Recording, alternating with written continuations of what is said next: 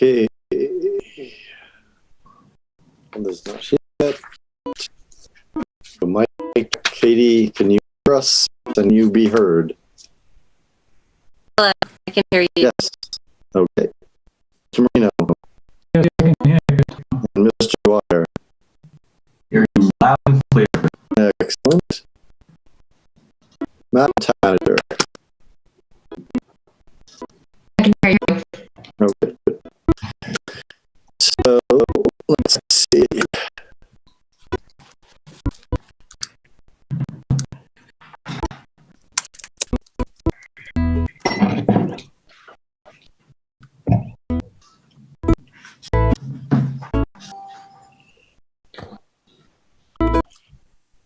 Did we get any message from Michael?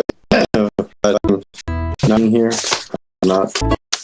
I have not, but I did get an email from Illinois. Yes, I said most roasters. Yeah. Yes. So they will not be here tonight because they have no power.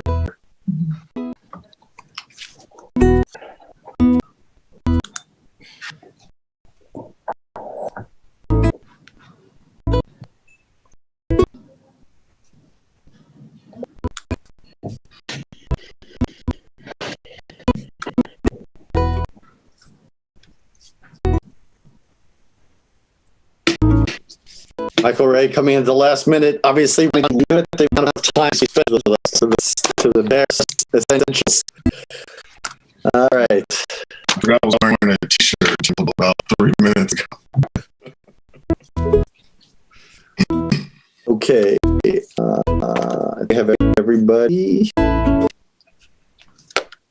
So if Pat, you can start out going live and let us know when it is live, and we will open the meeting.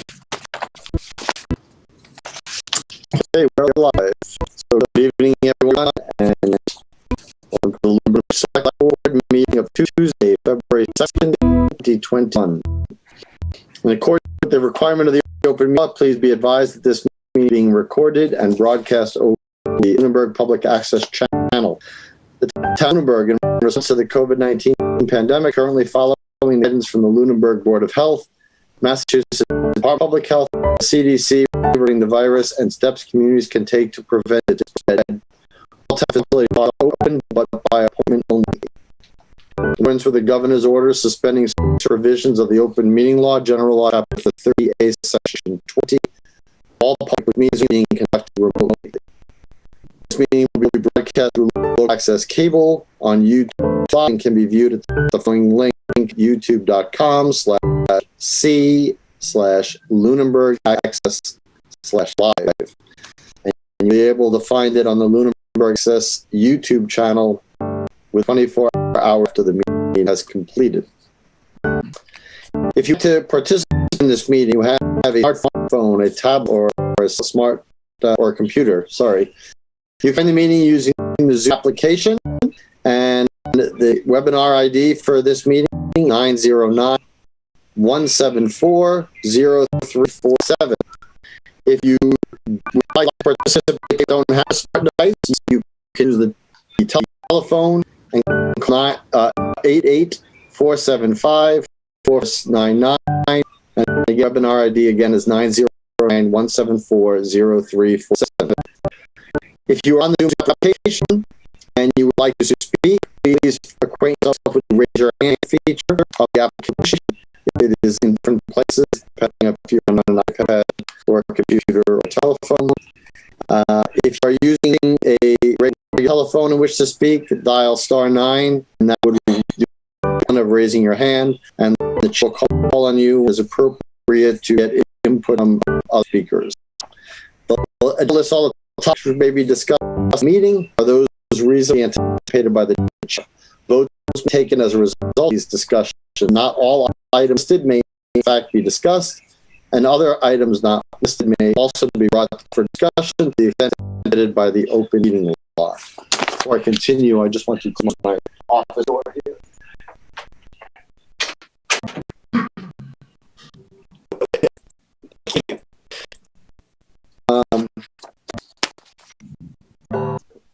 So at this time, I would like to turn it over to Ms. Adams to lead us with her flag in the Pledge of Allegiance. Sure, thank you.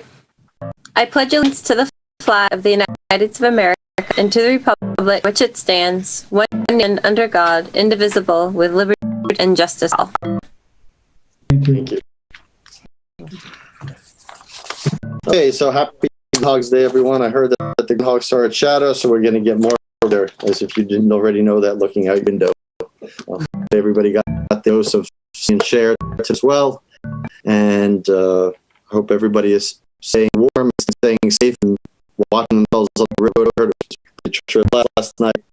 Much better. The roads are pretty fine today. So I want to big shout out to the DPW doing a fine job in plowing all the roads of Lunenburg, as well as the state for the state roads they plow.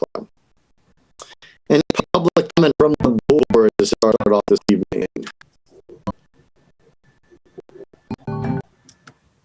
No, any public comment from the public?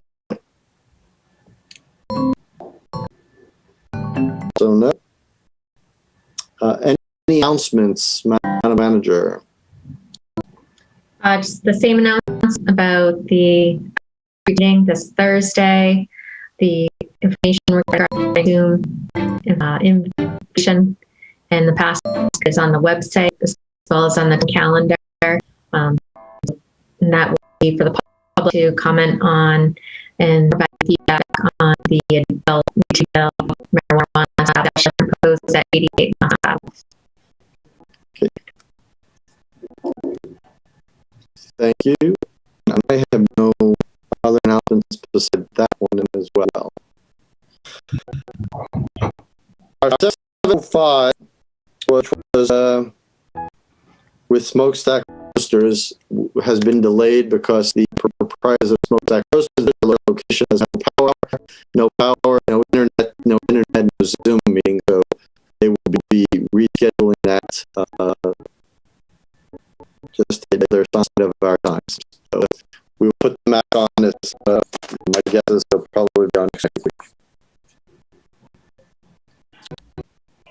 We have a meeting at 7:30, an appointment at 7:30 with our town council and with members of the Conservation Mission. I see you have joined us, some So let's go. Do we have any interviews, appointments, or reappointments, or resignations, Madam Town Manager? Done. Okay. Well, let's write your report and the COVID-19 report. We'll do the COVID-19 update first. And start with the Board of Health, their weekly updates. So I'll provide the last 2 weeks because we didn't have a meeting. Before we continue, I just want to let people who are in the meeting know that, again, it's reported have no cable broadcast. So I'm sure Pat's looking into it. Are recording the Zoom meeting, so it's not going out live. Meeting again, at least not currently. All right, for the interim, Madam Thomas. Certainly. So the confirmed number of cases reported downtown as of January 22nd was 519 and 1 death. The state report showed 495 positive cases as of January 19th. For that week period, that was an increase of 45 cases. The confirmed number of cases reported downtown as of January 29th, 1 week later, was 546 cases and death. The state report showed 523 cases as of January 26th, and this was an increase of 27 cases from the previous week. An update on the vaccination clinic for residents aged 75 years and older. Tomorrow, the Neshoba Associated Boards of Health will be running a vaccination clinic in Devons for residents in member communities that are 75 and older. A very limited supply of vaccines available for this clinic. And Eagle House Senior Community Center helps schedule these appointments for the 16 available slots for Lunenburg residents. There is currently a waiting list of 49 people for the next available clinic. The Neshoba Associated Boards of Health has a limited amount of COVID-19 vaccines, and the Eagle House Senior Community Center staff will continue taking names and numbers of Lunenburg residents aged 75 and older to be placed on a waiting list. The Neshoba Associated Boards of Health will be trying to run weekly clinics as vaccines become available in our area. Clinics will be held at a central location for all towns that come under the umbrella of the Neshoba Associated Boards of Health.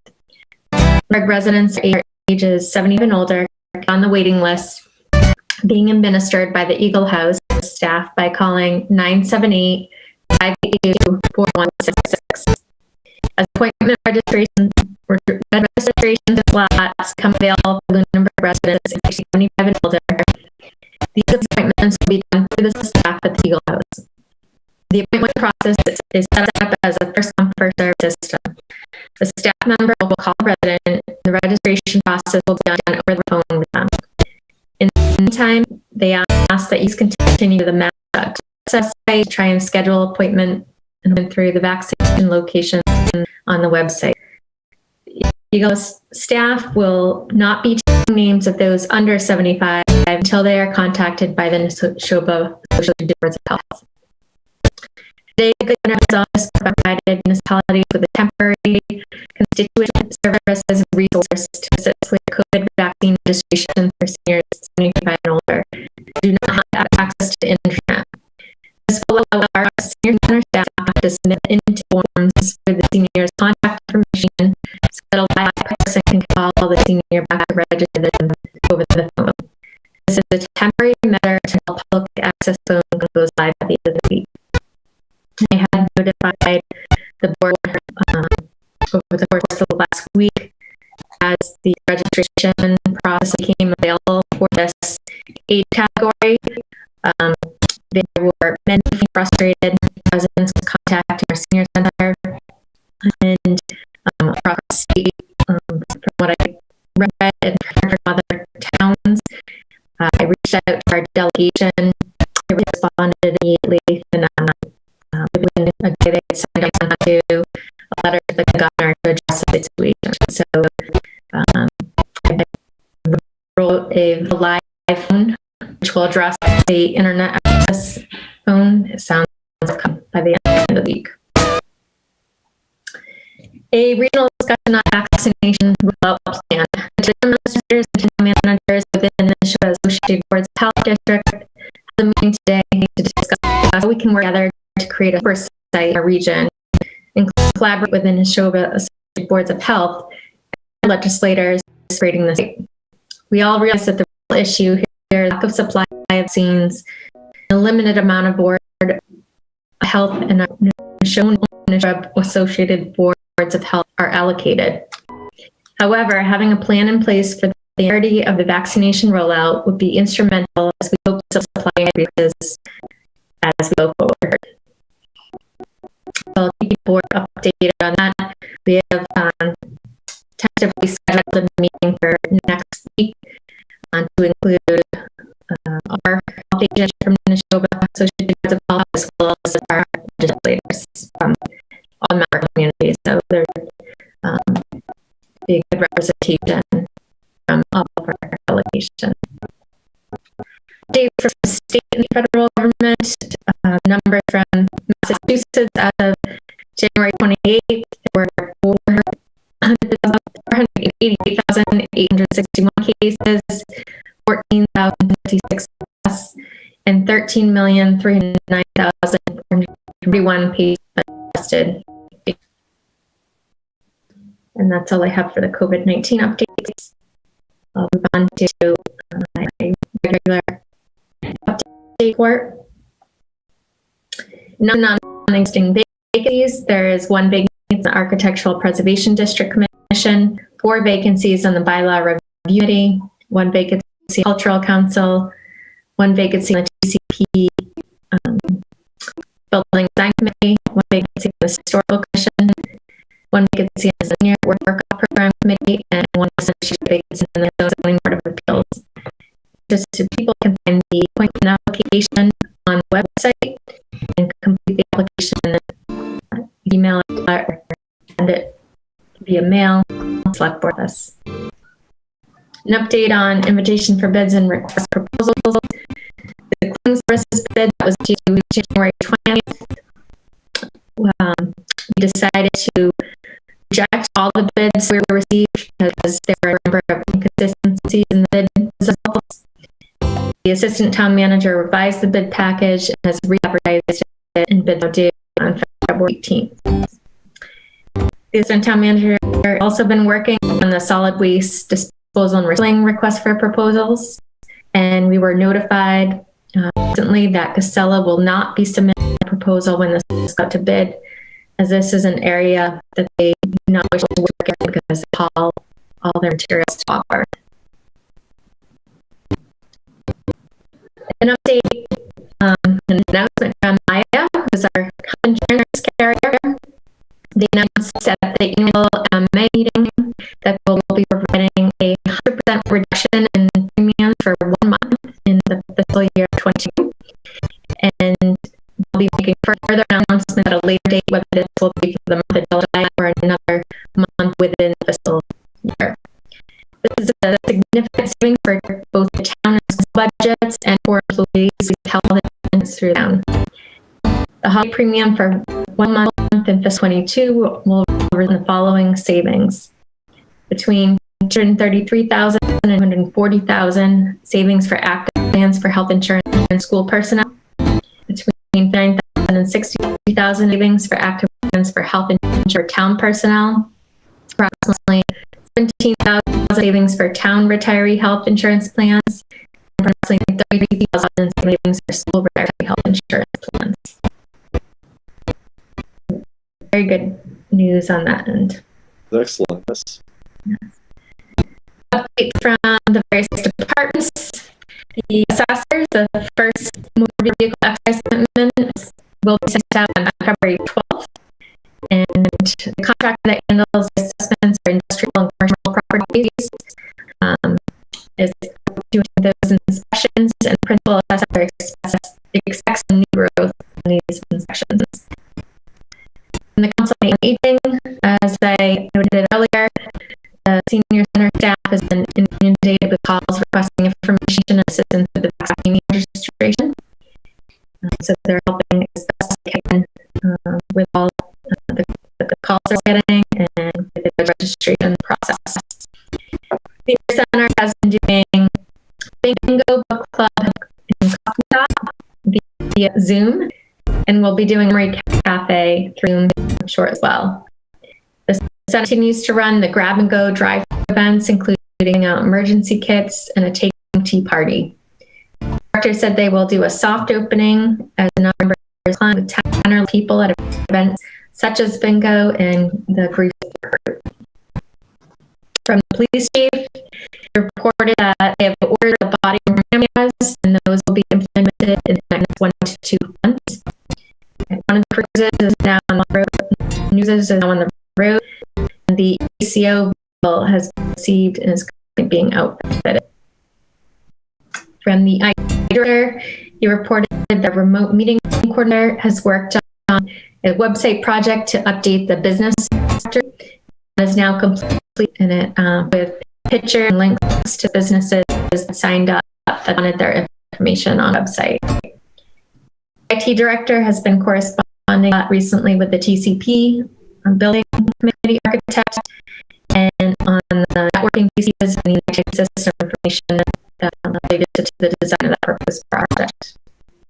From the LunenburgAccess cable, she reported that they have had issues with broadcasting, the Zoomings, and not believe that it's an internet issue, but is related to the Castus server. I'll report after night as well that there was another issue tonight. The cable manager also reported she has been corresponding with the TCP building committee architect on cable equipment and related issues for that project. The fire chief reported that the ambulance that was hit by a director weeks ago will be back in house, and the fire engine that had electrical issues will be back in 1 to 2 weeks. The land use director reported that the planning board is working on the rules and regulations for subdivisions. And the treasurer collector reported that there are currently 66 properties in tax title as of January 25th. Sorry, which is much higher than normally it is in previous years. And so these delinquent notices will be sent out, and this provides taxpayers 14 days to pay, and then notice of taking is done after that for any outstanding amount that is not paid. The 2020 tax titles will be recorded by the month of March, and the collector treasurer also reported that the number of personal property taxes that are delinquent, and the online payment system has a very useful tool in this respect between departments to whoever is updating on outstanding taxes. The third quarter real estate taxes due February 1st, and this went to February 2nd because the town offices on yesterday's. DPW director and the town manager attended a pre-construction for the Pleasant Street Bridge project on January 15th. The engineers for the design of the Flat Hill culvert are revamping up their design work in order to finish design by the springtime. And that's way the Flat Hill road drainage issue areas are currently being surveyed and the field work has been completed. Carparty Engineering will be doing the survey work for the ED project at the North Cemetery parking lot, and the construction part of this project will occur in the spring. The money exchanges have been moving along on the garage project at the North Cemetery. And the DPW director is currently looking at possible culvert that would be eligible under DER grant, which must projects must have an ecological impact. He reported that the fuel tank installation is on schedule to be complete by February 5th. The finance director has been reviewing revenues on a monthly basis, and as of December 31st, we're 3% higher in overall revenues compared to the same quarter in fiscal year 20. Departments are spending on target with their budgets, and snow removal expenditures are still looking good. The town clerk reported that the town census forms have been sent out and are coming slowly. And the town clerk also stated that she is not sure if there will be a town caucus this year, but announced that nomination papers are available. In other meetings, events, and announcements, the Conservation Commission has a meeting on Zoom Wednesday, February 3rd at 7 p.m. The Sewer Commission has a meeting on Zoom Thursday, February 4th at 5 p.m.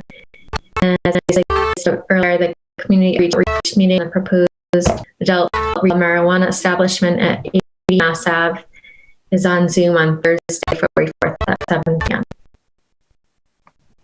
Thank you. Welcome.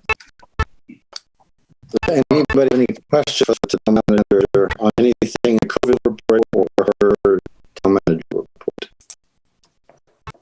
Yes, I do. Okay, Mr. Jeffries. Just have a couple of questions. So, you know that the fuel tanks are going to be going live on 5th. Excuse me. Have we developed yet an emergency response plan in the event of a catastrophic event at the pumps and overrun tanks? I have to ask the fire chief, the emergency communications director, and the DPW director. Right. Why? Just to be clear, her report did not say that they were going live. That the installation was scheduled to be complete. Yeah. Thank you. And then the second part of that was also, if there's a also, I would assume that there's a policy or training material for the operation of the new pumps, and that contains information on how to activate the emergency response plan so that any users what to do. Guessing that you're need to activate on that one. Yeah, and I'm sure the DPW director can answer that. Thank you. I apologize for not bringing that up during our pre-meeting discussion. I forgot to that issue. So thank you. Any questions for the town manager? Okay, seeing none. Business. So discussion on the fiscal year 2020 budget, capital plan, the financial forecast, the annual town meeting warrant article. Now, the town manager has provided current town meeting warrant articles, draft articles on our Google Drive, so all the selectmen to be able to review that. If you have any questions about any of those topics that we talked about here that I mentioned, the budget, capital plan, financial forecast, or the annual town meeting warrant. Adams. Oh, sorry. Okay, thank you. I can't find my virtual hand either in my Zoom setup. A little I looked through the proposed articles, and J and K, I believe, read exactly the same. I didn't know what their difference will be. They have with free cash, but they're exactly the same wording. J is the regular stabilization fund, and special purpose stabilization. Oh, okay. I was scanning through them, and everything's very generic right now. It felt like they were similar, so okay. Thank you. You're welcome. Okay. Approval of minutes of December 15th, 2020. Everybody could have had those to review. If there are no proposed changes, I would entertain a motion regarding the minutes of December 15th, 2020 submitted. I move to approve this for December the 15th. Second. Second. Okay. Any further discussion? All those in favor, roll call vote. Ms. Adams? Aye. Mr. Dwyer? Aye. Mr. Marino? Aye. Mr. Jeffries? Aye. And an aye from me. Okay, continuing along with 5 minutes of our meeting. Good. So it's last Monday, I signed warrants, the following warrants: an accounts payable warrant in the amount of $1,750,180.17. A payroll deduction warrant in the amount of $198,022.53.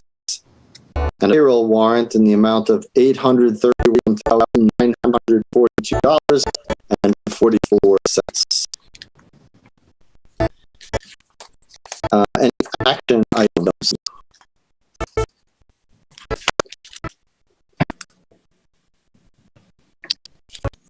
No action items. Any committee reports?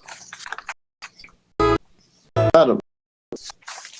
It would just not quite a committee report in terms of being the liaison for the folks from Monty Tech who are going to be working on some line for the old primary location, possible town green changes and such.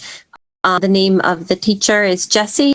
He came with students. I walked property with them on Friday so that they could visualize that of what they're working on, and showed them Street, Veron, and the Historic Society or private properties. The students seemed very excited to have the opportunity to work on the project, and they asked for any relevant information on the site, the park easement innovation, and Heather emailed them the required information. And I think it was Friday. It was 9 degrees out. I think we have a history there now. I think it was snow on. Was there still room block on Halloween? I think. Yeah, absolutely. Super cold the other day, but it seemed like they were really happy to have a chance to work on it, and I think it would be exciting to have some visual examples so we could potentially use that space. So that was this past Friday, and we'll see what they come up with and if they need anything else from us. Excellent. Any other committee reports?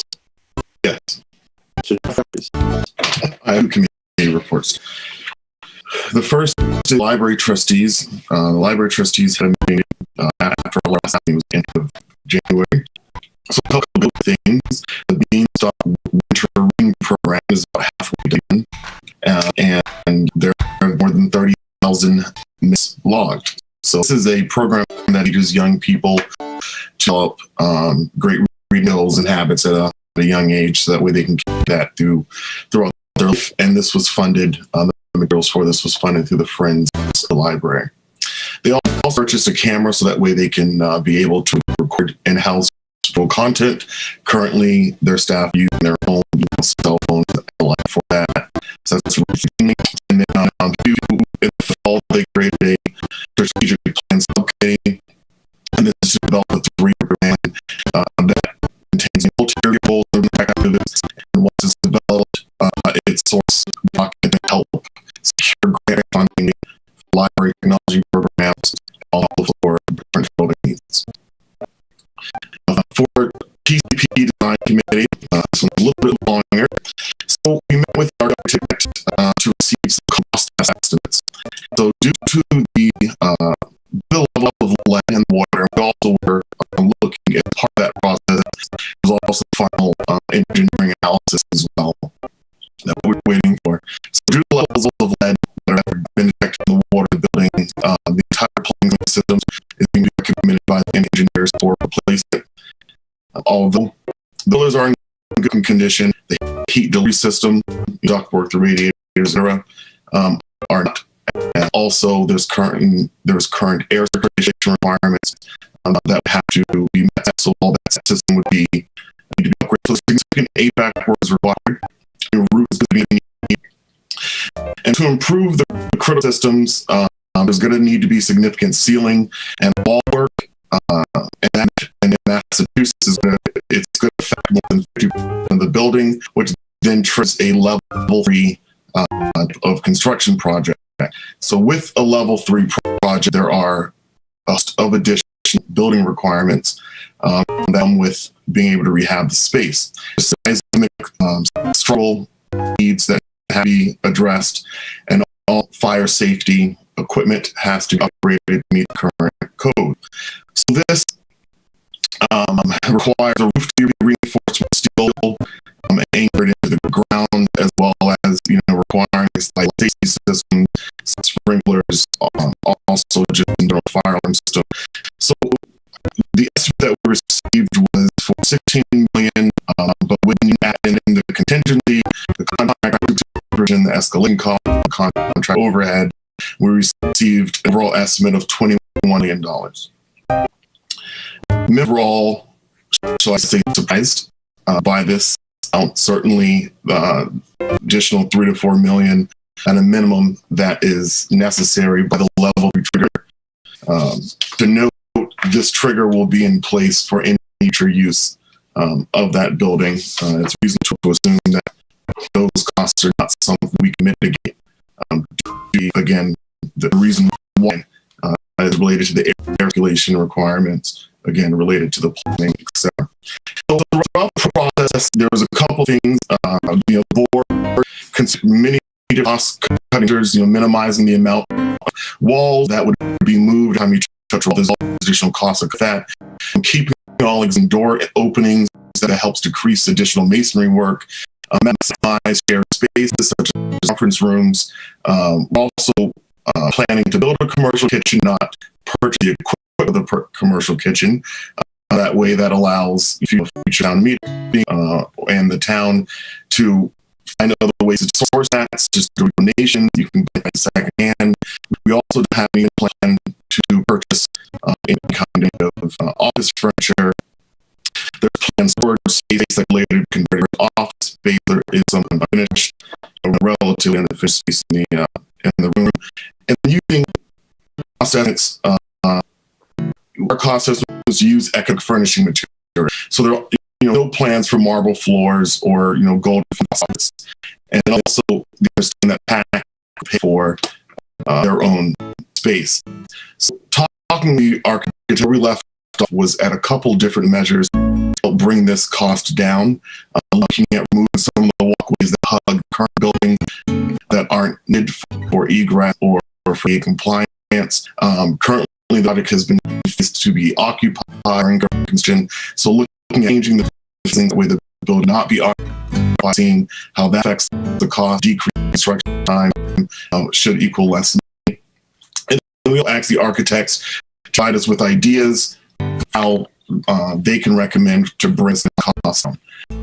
We have another meeting scheduled at the end of May, the end of the month. I believe it's on the 17th, and I have more information for you at that meeting. Thank you, Mr. Jerry's. I will just say the capital planning committee met tonight, and we will be planning in March to review at the request of our committee and request of the finance committee, reviewing the section's financial policies and how it pertains to the capital planning process, and come up with recommendations for modifications, additions, changes, removal, etc. That will be in March. So that will be an ongoing process. For any changes, we will submit to the finance committee and to the board of selectmen or the boards that will have to be in force by next capital planning season, which will be next fall. Okay, let's go back to 7:30 appointment. A meeting with town council. I am going to unmute town council. And the running discussion of carrying on town property and hunting conservation land. I will unmute Mr. Piz and Mr. Birch, who are on the Conservation Commission too, just anticipation of them participating in this. Mr. Costa, can you hear us? I can, Mr. Chairman. Mr. Piz. Yeah, I can hear. And Mr. Birch. I can. Thank you, Tom. Okay. So everybody should have received the town council opinion regarding the right to possess firearms that are on unknown property. Everybody, the conservation and the board receive that. Yes. Maybe it would be best if Ms. Foster would summarize for us, not reading the whole opinion, but just summarize what funds are, and then we'll just start that base for the discussion.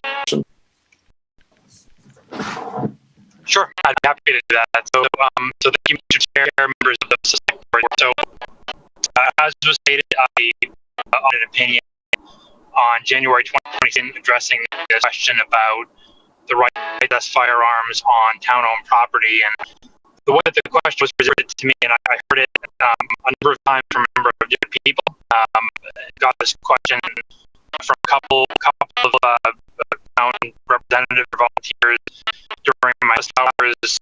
Was also asked a question from Heather Mew, because I understand that this is something that had been addressed at the select board meeting. And so the consequence of those questions was this opinion. I tried to be sort of comprehensive and presenting an opinion that maybe went a bit above and beyond specifically that was asked, but I had to provide a bit of context. And so the opinion itself was 3 pages long, but you can see in the opinion that I've sort of done by addressing this concept of municipal gun control authority generally, and what's referred as preemption. I'm sure some of you are familiar with that term, but I wanted to just sort of set the stage for the relationship between the federal governmental controls, the state governmental controls, and the authority that a municipality has with respect to the regulation of firearms, because that is something that can be confusing to some, and frankly, understandably so, because most are aware of Second Amendment rights, some are aware of the Massachusetts licensing scheme that exists for firearms, but then, of course, this question arises: what can municipalities do above and beyond that? Do the municipality have any authority? And the short answer to that question is yes. That this question has been litigated, not in the exact context that it arises in Lunenburg, but it's been litigated in similar contexts. And the courts have said that yes, municipalities have the authority to regulate firearms, the use of firearms, possession of firearms, provided that regulation is not inconsistent with, does not conflict with, certainly Second Amendment rights, but more specifically the regulatory scheme that exists, the licensing scheme, maybe I should say, that exists in Massachusetts for applying for, obtaining a license to carry. And of course, one thing to omit, particularly with the former police chief on your board, is that public safety officials, policers in particular, there are federal laws that are in their ability, of course, to carry firearms and other weapons, regardless of what property they may be on, whether it be private or public property, in the interest of performing their duty. The first couple of pages of my opinion really provides that general guidance, but then I really get the question that was asked by Michael, which is, what about the relationship between the authority the municipality has and public property happens to be in the care, custody, control of a specific board or commission or committee? What interplay between, what's the relationship between the board, the select board, I should say, and the Conservation Commission, so the select board and the Recreation and Parks Commission? What's that relationship? And the answer is it's complex, because on one hand, while it's very clear that select boards have the authority, as I indicated, board to regulate and to propose bylaws, for example, that we adopted through town meeting, to adopt sort of regulation in the form of policies that could address things like firearms discharge. And in fact, you've done that in Lunenburg. You have on the books in the form of bylaw that prohibits the discharge of firearms on certain public property without permission from the select board. While you have that authority, you have to sort of look at, in the kind of property that is not held by town for general municipal purposes, and therefore with the purview of the Board of Selectmen, what authority do individual boards or commissions, the Conservation Commission, for example, have to regulate, govern their own property? And that authority is significant. I look to the authority that I might have as a private property owner. You can adopt townwide regulation on one hand, but just because you sort of set the stage in terms of what may or may not be permitted, doesn't mean that on my private property I can't adopt a more stringent standard. There may be nothing on the books that says that individual can a firearm in the town in any town USA. But if on my private property I'm uncomfortable with an individual and discharging that weapon, that property within my control, I can prohibit that action from occurring. And so I will use that analogy to sort of compare the authority of the sport to the authority of Conservation Commission, for example. The Conservation Commission can adopt rules and regulations by statute with respect to property that is owned by the commission that has been entrusted to their care, custody, and control by a vote on meeting. And they can regulate what can be done on that property. Certainly, the select board has the authority on a town-wide basis to adopt more stringent regulation. But to the extent that more stringent regulation doesn't exist, it's the authority of the Conservation Commission to determine how their property gets used. And I would say the Conservation Commission is probably the most example because they have statutory authority to own property, they have statutory authority to adopt rules and regulations that govern the use and the management of that property. Other boards and commissions and committees don't necessarily have that same power. They don't necessarily have the same enabling legislation. So the other example that I gave on the last page of my opinion was the example of the Board of Park Commissioners. I understand that this question arisen in that context as well, and there is property that is in the board's custody and control in Lunenburg. What authority they have to manage the property? And on the one hand, I think that the authority is same as a matter of comma, but on the other hand, you have to look to other sources because there is no statute as explicit as the Conservation Commission and enable legislation. You have to look to the town charter, you have to look to the town bylaws and say, is there anything here that conflicts? And there are challenges in Lunenburg because you look to the bylaws, to the charter specifically, and the charter, and we had this conversation before in other contexts, the charter creates this dichotomy, and it's not unique to the Board of Park Commissioners. This dichotomy between the policy-making authority and powers of an elected or even an appointed board and day-to-day responsibilities of specifically, in most instances, the town manager. And so I gave the example in section 3-9E of the town charter, that this provision that gives our the authority to make rules for the government of property that's within their control.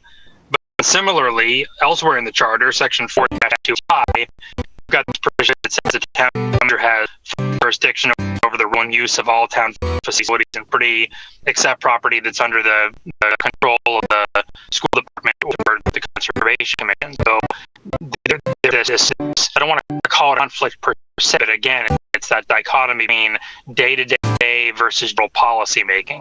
So it becomes a bit more confusing when you go outside the scope of Conservation Commission and school department because of the fact that there's no statutory enabling legislation that creates these powers, and your charters create sort of split responsibilities with staff and the elected or appointed public bodies. So that may even be longer than me just reading the opinion, Mr. Chairman. But I hope that I sort of gave an overall view and provided some steady opinion. Again, I expect some questions. I'm certainly happy to do my best to try to answer them. Let's start out with the first question, which is in that summary that you provided, and their proposed changes to their land use policy, notwithstanding the current conservation policy that prohibits the possession of firearms on conservation property. That problematic, or that they run afoul of any authority by having that as it stands right now, in your opinion? So, in my opinion, they have not. I will caveat that opinion saying I presume that there be no attempt under the Conservation Commission to enforce that prohibition on public officials, police officers, or emergency personnel that might enter onto the property or respond to an emergency. Again, there are laws that would preempt any authority that they would have, even as a property or even with state legislation giving them the ability to manage their own affairs on their property, there is federal legislation that will preempt those rights. But against the general public, I do believe it is within the authority of the Conservation Commission on property that is within their custody and control to prohibit possession of firearms. Okay, thank you. I would open it up to the board or commission members, again, with raising your hand. So have a discussion of this further. Mr. Marino. Through you, Mr. Chairman, to Costa. Correct me if I'm wrong, but I think we're confusing hunting with possession of firearms. I've read a lot of what you cases you outlined, in particular, versus the town of Carlisle, I guess, was a probably a more interesting case with respect to what here. And what you're saying is, and that the commission prohibiting the possession of firearms on conservation land not repugnant to that the Constitution. Is that what you're saying? That's correct. Well, how is that? I have a license to carry a firearm issued in the state, and I'm just carrying my firearm. And there's a case I read, a similar case where the possession of a firearm on public property, that the bylaw that prohibited that was overturned because of the fact that it's the state legislature that the authority to do that. So how is that? There's no violation of somebody's constitutional rights if they're possessing a firearm. Why not possessing a firearm for their own protection? And that's what that case law speaks to, is protection. Sure. So I think the challenge here is that you hit on one thing, which is that much of the case law, not all, but much of the case law addresses this issue of firearm possession or even firearm discharge, addresses like context of hunting. And of course, there are laws that specifically address hunting and the right to hunt. And so that's one piece of this. Is that my understanding is that this question arose in context specifically of the Conservation Commission's land use policy and discussions about revising that policy, those rules are regulated. So I appreciate that. There's also the issue of authority of a party's possession, control of a party's property, as opposed to the regulatory authority of a municipality. So the case you're speaking to is, what authority does a municipality have in a bylaw? Regulatory authority to take certain acts that might be, to use your words, repugnant to law, would be law, the Second Amendment, the right to bear arms, the right to self-protection. But then there's the second issue, and I think it's the second issue we're really addressing here with regard to Conservation Commission property, and that is, this is property that is in the care, custody, and control of the Conservation Commission. No different than my own home, which is my care, custody, and control, or your own home, which your care, custody, and control. The fact that a close friend of mine may have a license to carry that admits him or her to walk the street or to ride her vehicle with a firearm doesn't necessarily mean that I'm obligated as a property owner to let that individual onto my property with that firearm. That's my determination when it's a property that's I control. Notwithstanding the fact that they have the right to carry, they have a license to carry that was fully procured through the proper process, the Commonwealth of Massachusetts, I have no obligation to allow them onto property with that firearm. It's my choice because that property is in my control. And so this is an issue with the Conservation Commission. We have property that our care, custody, and control, or at least is potentially saying, they said it in their existing policy. I understand that policy is under review. I reviewed a couple of different versions of a revised policy, so I don't know what lies ahead. But at least to the chairman's question concerning the existing policy that's on the book, and that prohibition as it exists, I don't view that as repugnant to law, because I view it as a regulation that's been adopted by the commission with respect to property that's in control, and it can decide what is permitted and what is not permitted on property, not as a matter of bylaw adoption, but as a matter of controlling property that is within its own custody. Well, I still feel that it's a little bit of an overreach, and I don't even think it's necessary. If you read that Carlisle's bylaw, there's nothing in that bylaw that prohibits you from carrying a firearm. There's plenty that prohibit you from hunting on a piece of town property, private property, without permission of the landowner. But nothing about possession, and I think that was a smart idea on that part. Stay away from to not trespass in any constitutional areas, because I just think it leaves there's too much to interpret there. It leaves open to liability. It's just my opinion, and I'm probably wrong. I don't know. We deal with it all the time, but I'm not comfortable with it, quite frankly.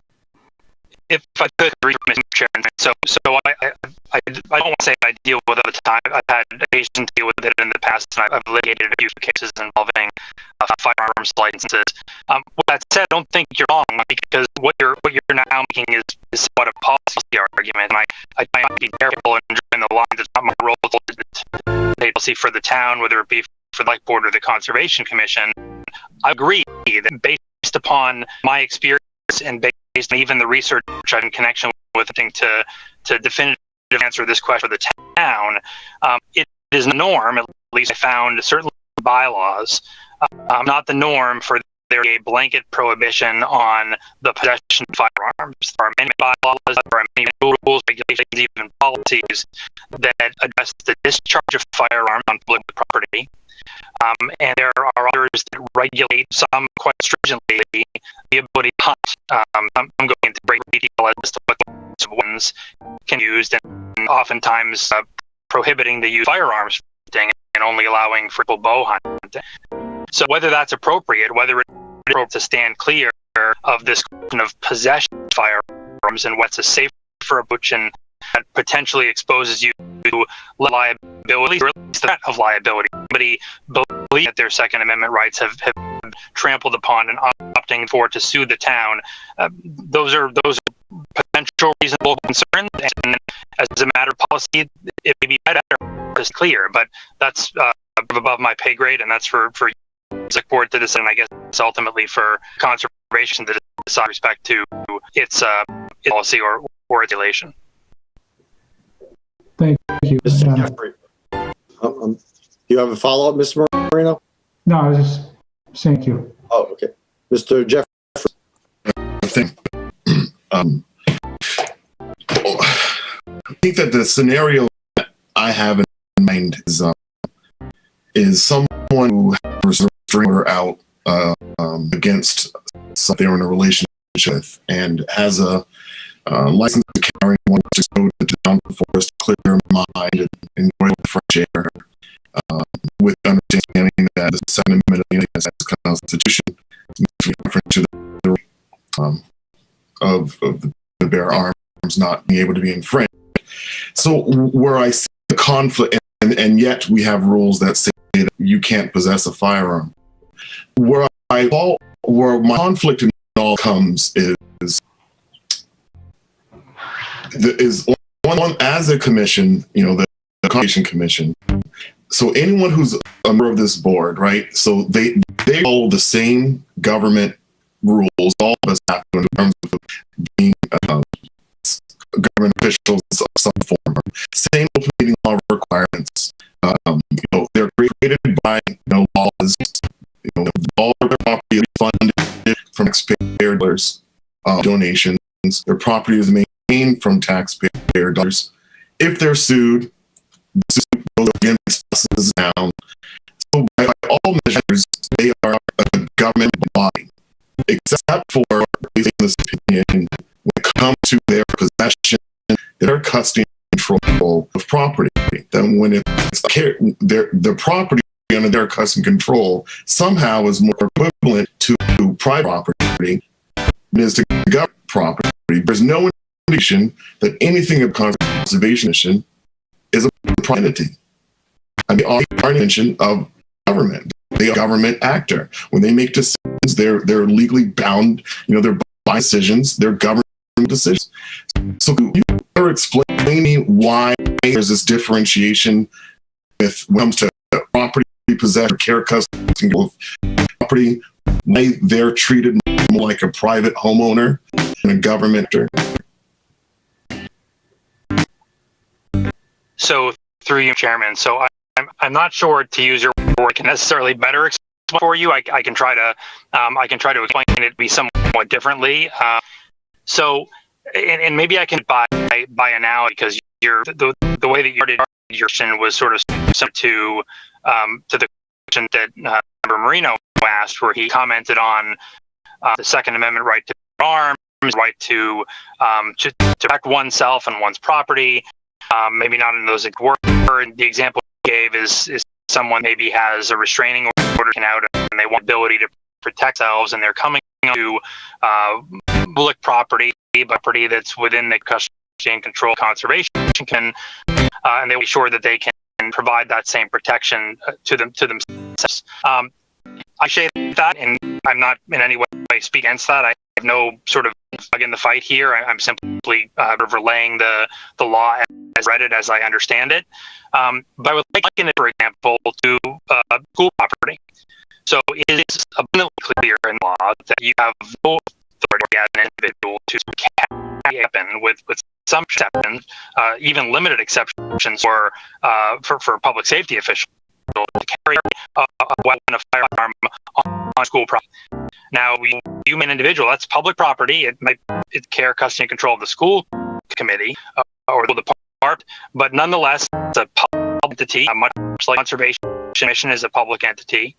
But you could be a school teacher, you could be a member of school staff, you could be a student that is employed, that is enrolled in the school, that has that same training taken out, and may feel that same to protect yourself when you're at your day job.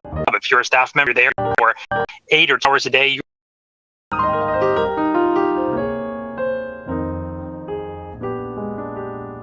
right to put that protection, because the law says you can't, and that you could view that as an encroachment upon your second right, and maybe some people do, and that's maybe a fair critique, but that is the state of the law in Massachusetts.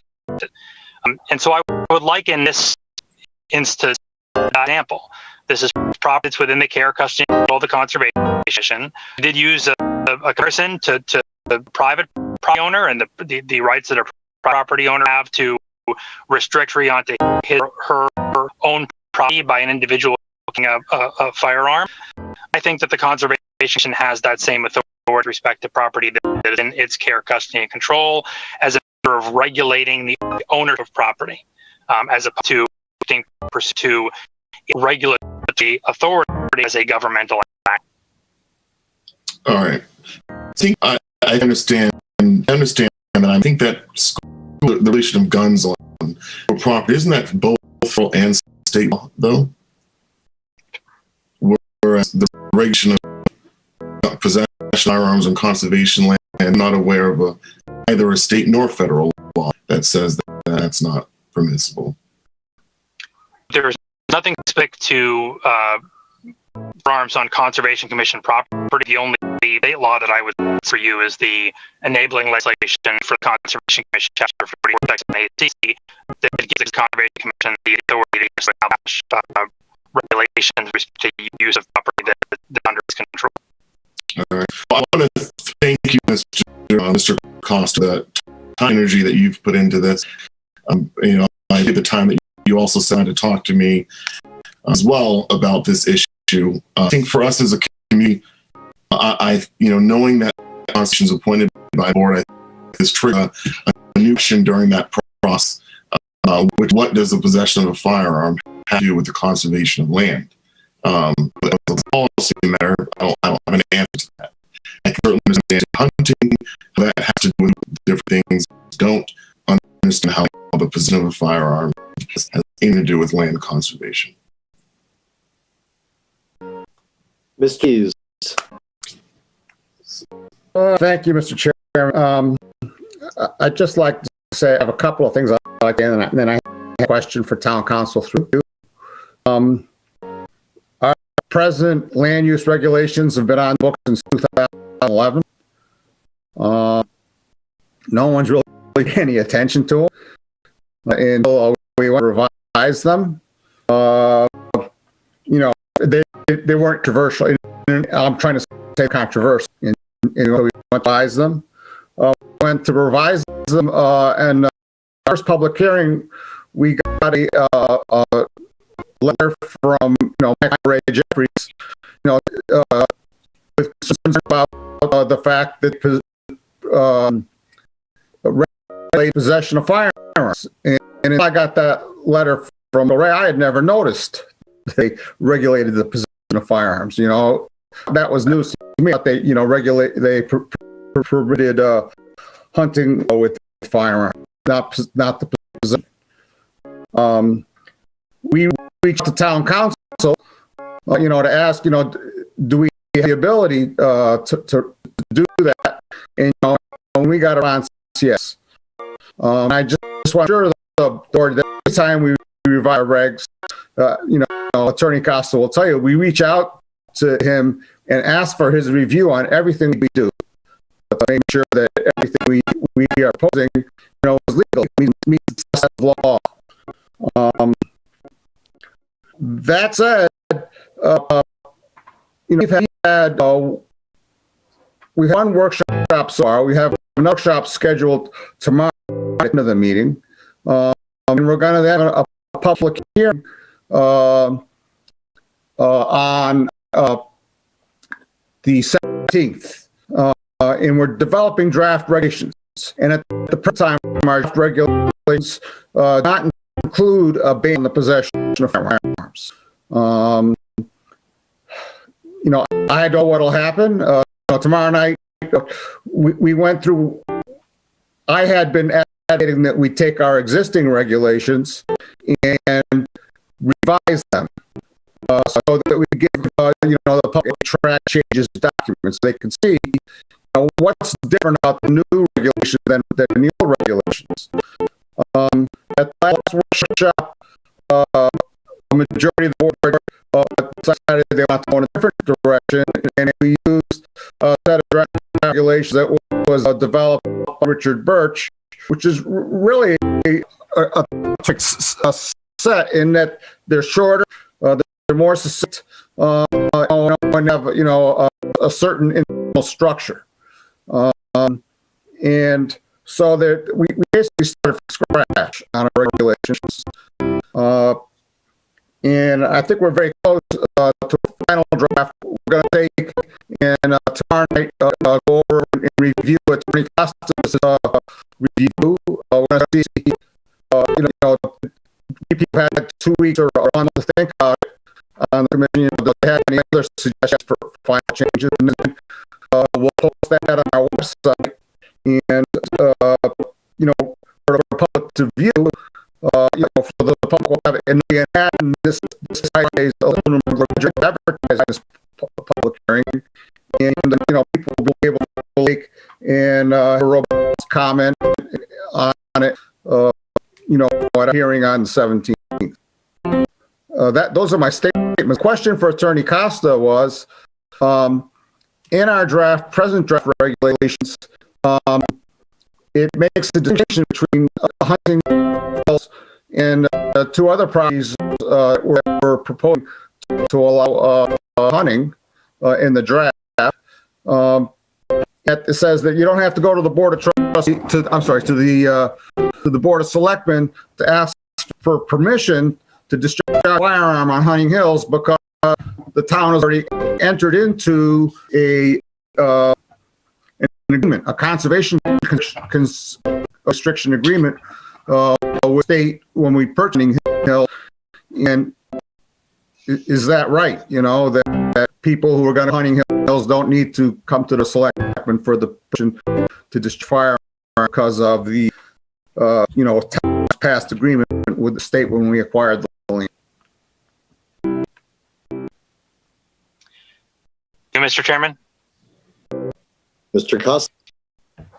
To me, I'm not sure about the answer to that question. I did see when I circulated my red line edits and commentary on the new draft regulations. I did see your response. I apologize for emailing since the weekend. But the reason I haven't emailed you is because I've had to take a closer look at it. I haven't had the opportunity to do that because I don't think that the answer is going to be immediately clear. I did look. I got your email. In fact, I had looked at the Hunting Hills restriction even before I got your email while in the process of reviewing new regulations. And it's not, if I recall, it's not quite as explicit as you just said. And again, that's how you interpret it, and you may interpret it the same way. There are a couple of sections, a couple of references within conservation restrictions that indicate that the Commonwealth, through whether it's the Department of Fisheries and Wildlife or otherwise, has the authority to dictate, to determine uses, suggesting that that authority is to the exclusion of any that other regulatory bodies, including the Conservation Commission and any Board of Selectmen or Select might have. It's an older form of constant restriction, a newer form worded differently. This form a number of years old. It's unclear to me whether that is simply meant to provide the Commonwealth with the opportunity to allow for uses up and beyond or different from the express language of the Conservation restriction permits. It seems to me odd that they would reserve the right to themselves, even after they've gone through painstaking effort over the course of several pages to dictate prohibited and permitted uses. Of course, there's a question that you ask, which is, depending upon the answer to that first question, what does that mean with regard to the authority of the select board pursuant to a town bylaw? Is this conservation restriction, which of course is a title instrument on record in the channel to the property, does the Commonwealth have the authority to override the regulatory authority that a Board of Selectmen would have, that a town would have in adopting a law? And I'm not the answer to that question. So okay. I will look at it a bit more closely and try to get some guidance before tomorrow night. It's being that maybe that we've got to have some conversations with the Commonwealth, with FW, and try to get some feedback from them as to how they interpret this language with past restrictions. Because this is the form, as I understand it, they were using 10 or 15 years ago, 20 years ago, with some frequency. So I'm sure out there are other similar restrictions, and I'm sure they have been asked this question before. So I have a follow-up to this conversation. Number one, the town manager or to the chair of the Conservation Commission, if you have that restriction in its full text format, can you forward it to the board so we can look at the Hunting Hill restriction? Because I'd like to read it in its entirety myself, if may. So if anybody has absolutely. Okay, thank you. And then a question to you, Mr. Chair, is as Chair of the Conservation Commission. You mentioned that the current regulations were passed in 2011, but I'm interested in noting, you happen to know, and I don't believe you were on the Conservation Commission at that time, but maybe you know, or maybe Mr. Bursch was on there. Was the prohibition against possession of firearms on conservation property added at that time, or was it even predating the 2000, before you modified them in 2011? Did it already exist in the regulatory land use policy of the Conservation Commission? You'd have to ask Richard that. Unfortunately, I don't remember if it was added in 2011. I would get to guess it was, because the 2011 update rather substantial from what we had prior to that for land use policy. I'm just interested how long it was on the books before anybody took any notice at all. Just more of a historical reference than anything else. So, anybody have any? I'll add that I honestly don't remember that part of the addition, when we did approve them in 2011, I have a different recollection of what was approved, and unfortunately never really followed up with reading them after I became chair in 2014. I know one of the commissioners that was lead on it did state that she had drawn them up so that they were more in line with towns that were nearby to us. But in research, there's no abutting town or city to Lunenburg that has anything close moratorium on firearms discharge or even the possession of possession of a firearm. All of the surrounding towns do allow both discharge without permission and possession. Thank you. I'm wondering if there's a way, Madam Manager, to look historically back. I mean, we have a record of past Conservation Commission land use policies. Just I'd love to know, even so far as just 10 years prior, 2000, was it in there? It's got to be a way for us to know what was there. Unless we burn everything that existed before and we pass through things. Hopefully we don't do that. That's number one. Number two, I just want to add, and I'll get to you, Madam. One of the things I want to add is we're talking about it like this is a binary choice. Either you allow it or you don't allow it. You can't allow it with exemptions. So you can say you can't have everybody your license and you have a weapon. You do. I mean, there's different other ways to do this as well. I mean, I'm not promoting one or the other, but there are. It's not just you allow or no you allow, but there's other ways in between. Is that? I have a question, and it relates more to probably current regulations than to post changes. Whenever there is a rule, often my mind goes to who's the regulatory authority over it. So, for example, right now, if the regulations say there can be no firearm, is that something that's in public safety's jurisdiction or conservation agents? And when we have these applied to the land, who would carry out the authority for it? If somebody were Enforcement? Yeah, thank you. That's a good question. Who is there an enforcement authority over the regulations? Well, the regulations, the violations should be reported to the conservation agent and to the police. The current regulations say there could be a maximum fine, I think, $20.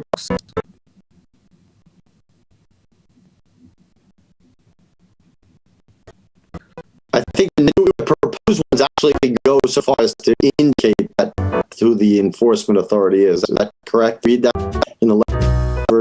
I believe that's correct. Answer your question?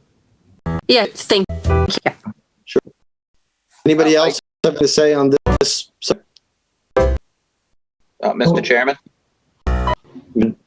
Mr. Bush, and then we'll get to Mr. Dwight. Sorry about that. I couldn't find my hand. That's okay. Just to answer Katie's question, the enforcement is up to one of these rule and regulations to be administered by the Lunenburg Conservation Commission or its agents, including the Lunenburg Police and fire departments. Okay, thank you. You're welcome. What, 321? Under our regulation 48, section C, under our authority to generate regulations. Yeah, we should hear from that on this. I don't know where that comes from. How can you find somebody with a statutory authority? Well, we can find that under our statutory authority, chapter 40, section 8C. Does give us the right to fine regulation up to $100. It gives you. Mr. Costa, do you have a response to that? Mr. Chairman, so this is an example again of the fact that the Conservation Commission is sort of in a bit of a league of its own in the school department for school committee, and there is specific legislation addresses its authority, within its appropriate realm, and specifically with regard to property that is placed in care, custody, and control. So, what you just correct in the enabling legislation, chapter 40, section 8C, there is provision that allows the Conservation Commission to enforce and to enforce by of a fine. I would agree with the comment or the reference made by Member Marino regarding criminal disposition, because absence of any explicit statutory authority, that's sort of the go-to, and certainly that would prohibit the Conservation Commission from also allowing as an alternative means of enforcement a non-criminal disposition process, which you probably know as a ticket process. That could be done. In this instance, the latest version of the regulations that I've reviewed doesn't include, if I recall, doesn't include any reference to Section 21D, that criminal disposition process. It simply references the up to $100 fine that is permitted pursuant to Chapter 4, Section 8C. So what is the vehicle by which they would, in other words, enforce a fine? How do they do that if it's not a ticket? Superior court action. Right. I've been through this before. This is rhetoric for me. So Hickory Hills created a bunch of rules and wanted the police to enforce them, and it came down to us telling them we can't enforce them. This is superior court to enforce them. So in any situation, I just wanted to point that out. So, You are correct. You are correct. Mr. Dwyer. Hey, Mr. Chairman, I just wanted to chime in with my opinion. It sounds, based on listening to the discussion, that the Conservation Commission is on track to make some reasonable adjustments to their policies or their regulations, and I'm encouraged to see what the final product is to eliminate some of the areas that could, as Memorino to this hit a down the road, and so I'm encouraged to that, and I'll be following closely the developments move forward. Thank you. I will say that the fact that you can't tick them, but you can, you have to have other means of enforcement, doesn't really present a compelling case not to put it in. I mean, they can't charge it. Nobody's questioning whether you're discharge a firearm. But if somebody does it, it's the same thing. I mean, it's not a criminal offense unless you're within 500 feet of a house or something. But you would be faced with the same thing. You therefore say, okay, well, we shouldn't prohibit discharging. And then I mean, there get to be reasonableness that what you're trying to prevent and what most law-abiding citizens would follow.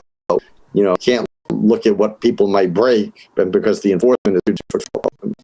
It's part of the conversation, but it's not the only part of the conversation. So I guess I'd like some clarification from Attorney Costa through you. The biggest problem we usually have on conservation land is people driving AVs over that. And in the past, we reached out to the police department for help with that.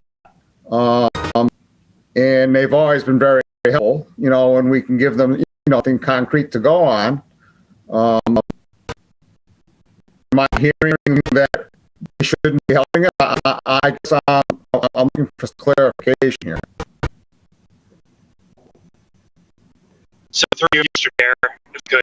Yes. So I'm not saying that they shouldn't be you. I think the point that was made was that, and I want to speak for everybody else on the board, was that it can become difficult or challenging for police department or its officers to enforce the authority under the statute we've referenced, Chapter 3, Section C, is authority vested in the Conservation Commission. As a general rule of municipal governance, the commission could identify an agent to act on its behalf, and if the police department were comfortable acting as that agent, I would be comfortable defending that act in court. But the finer that I think is being is, well, the police officers, the department may not be so willing to assist if it's going to have violators sort of thumb their nose at the police department on the basis that we're not going to do this. You go ahead and stop us with a fine, but you can't use the non-criminal disposition process. So the next step for you in the community, maybe not the police department, but ultimately the Conservation Commission, is going to be to bring an action to Superior Court. We know what that entails. We know how costly that can be. We know you're likely not to do it. So we're going to take that knowledge and arm that knowledge. We're simply going to disobey the rules, the regulations, and know that you're not likely to follow through with the enforcement of those regulations. I think that's a concern that's being made. I don't think there's things that says you couldn't incorporate within your regulations a reference to non-criminal disposition statute. But I do think that statute indicates that it's only enforceable in instances where that's prescribed by bylaw.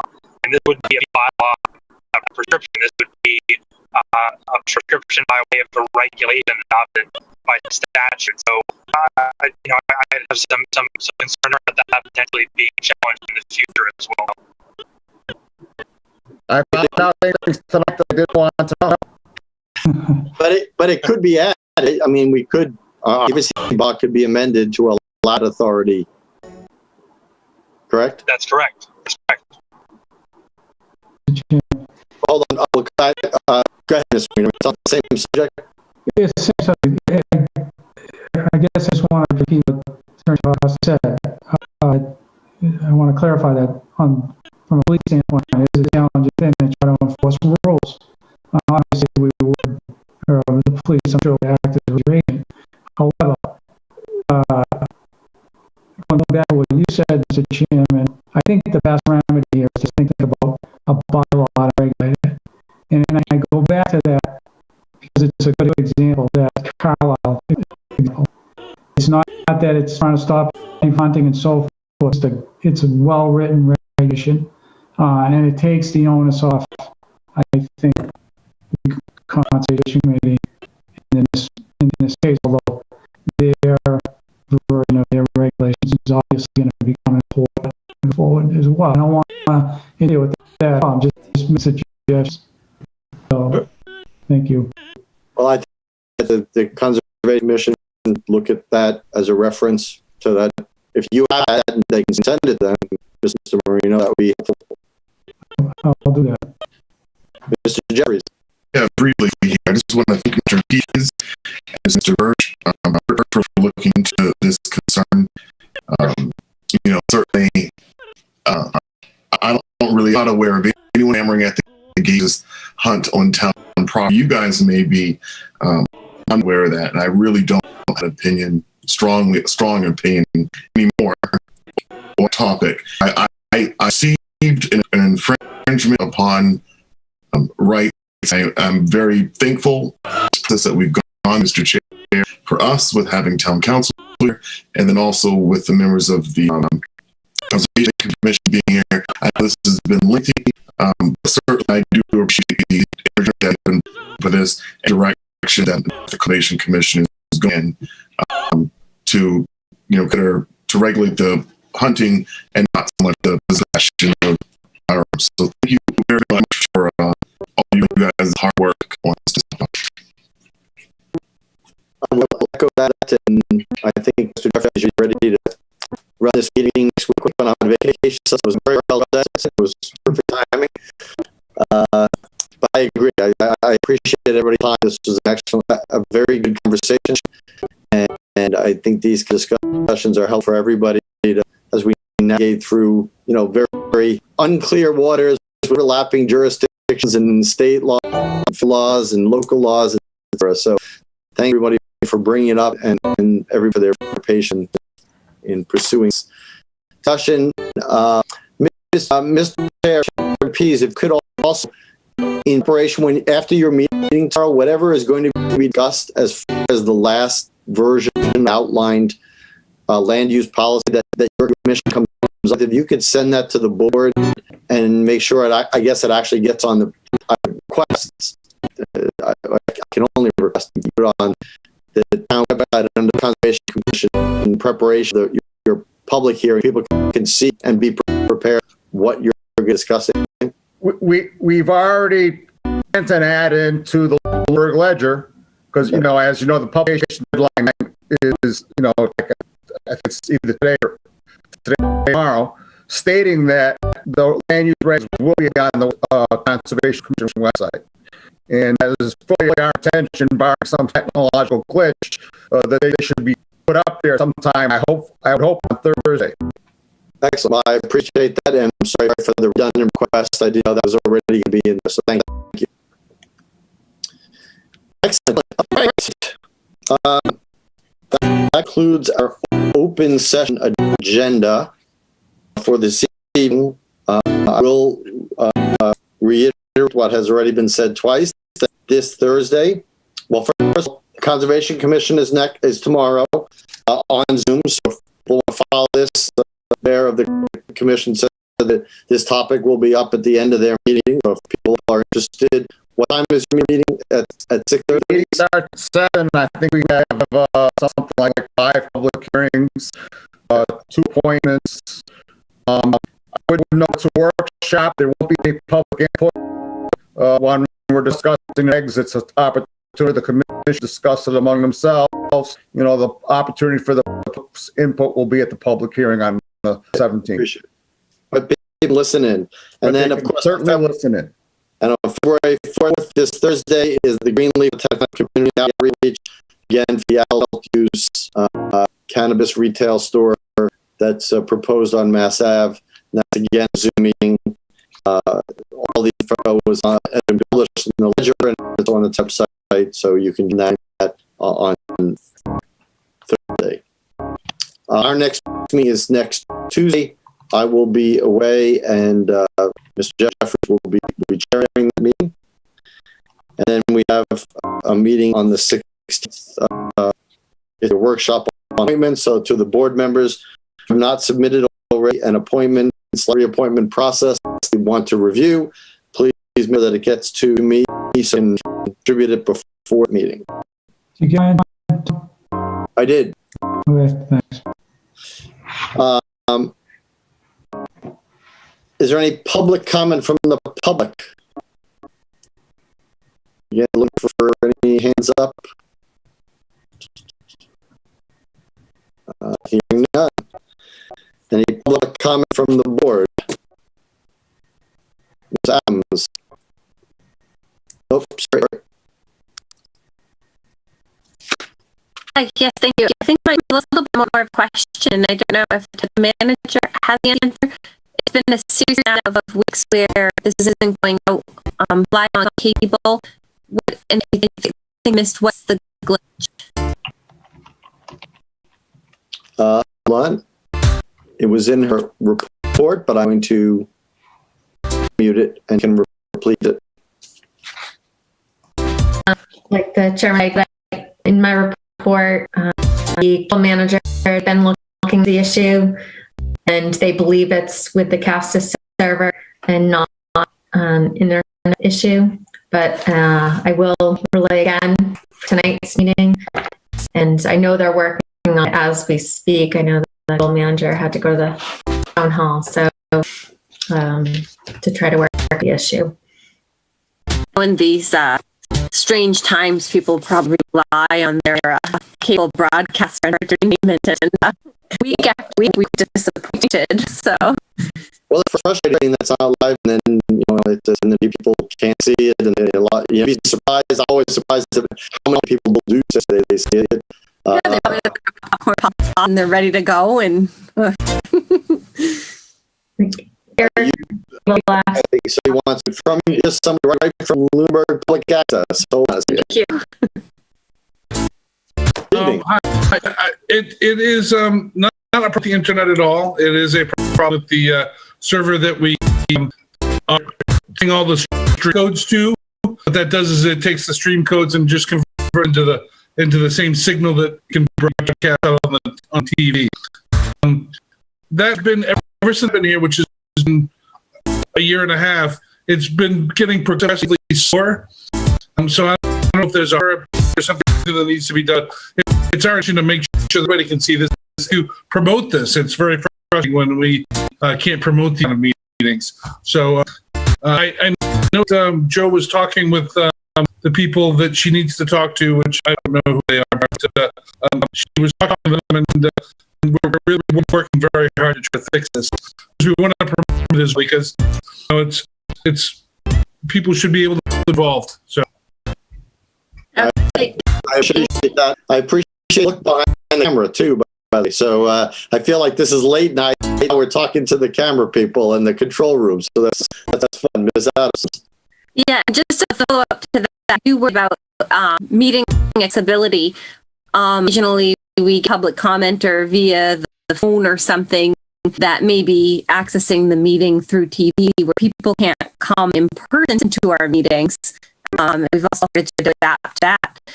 Then, of course, there is logging into Zoom in the form of accessibility, but I feel like we're really limiting the public's ability to interact with us live. And although it's great, we can put these on YouTube, maybe somebody can catch up live on Facebook or something.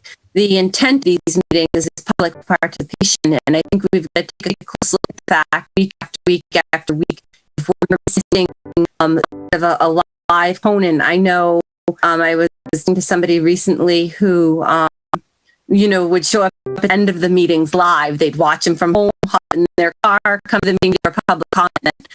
Well, the same thing is if somebody's watching live at home, they can call in or try to get in touch with us when it's still relevant. So I definitely feel there's more to it than just, I made the joke of enjoying it and making the popcorn, but participation becomes more and more limited. This access people have, the actual meeting. So when we actually connect, our goal is to co-stream it on Facebook as well. And one thing that you might want to give consideration to is somebody on your end that is watching the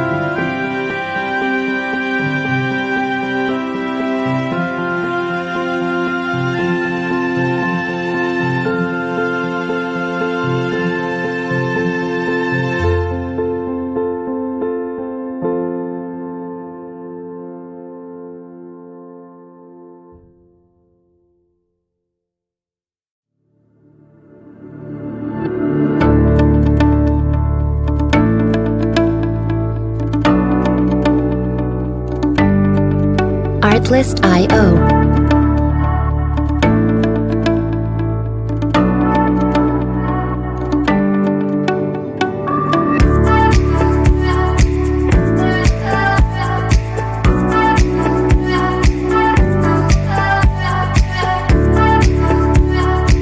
Music licensing reimagined.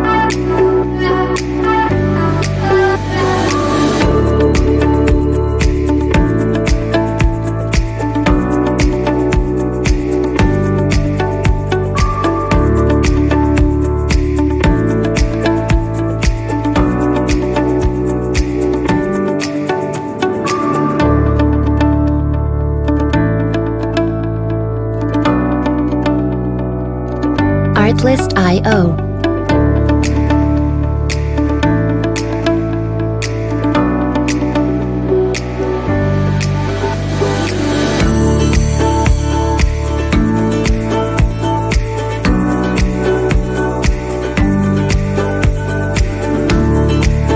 Music licensing reimagined.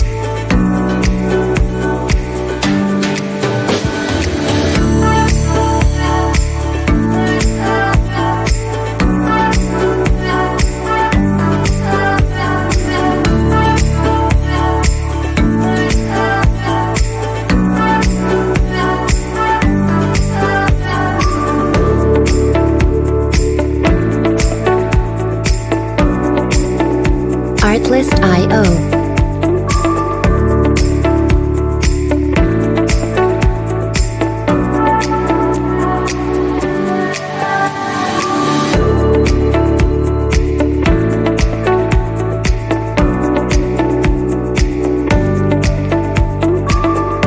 Music licensing reimagined.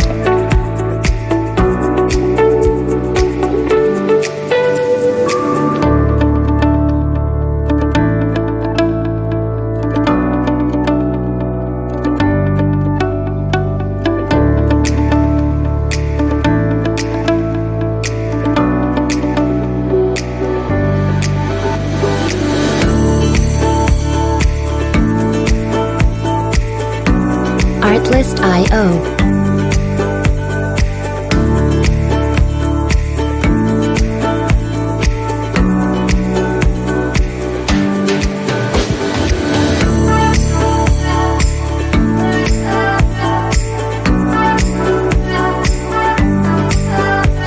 Music licensing reimagined.